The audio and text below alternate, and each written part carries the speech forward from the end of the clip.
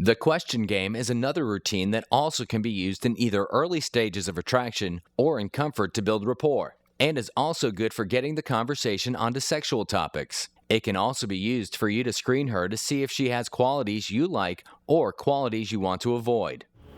Okay, I know a fun game to get to know you better, the question game. But there are rules. Rule number 1, I ask you a question, then you ask me a question, then I ask you one, and so on, back and forth. Rule number 2, you have to tell the truth, the whole truth, and nothing but the truth. It's kind of like truth or dare, except without the dare, because I don't know how weird you really are. Rule number 3, you can't ask a question that's already been asked, okay?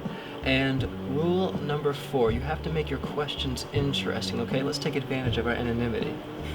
Oh, and rule number 5, you answer first. Well, that's not fair. Why do I have to answer first? Sorry, those are the rules. How many boyfriends have you had? I've only had 3.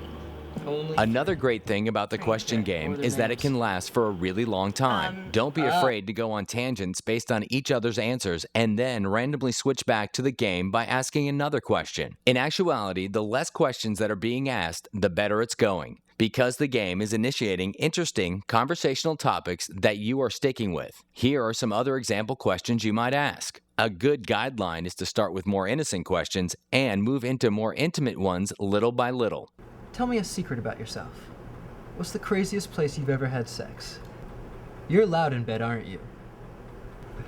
What's your favorite place to be touched? What's your favorite sexual position? If you can tell that the questions are getting her excited, then you can transition into a kiss routine or just make your last question to her be, "Do you want to kiss me?"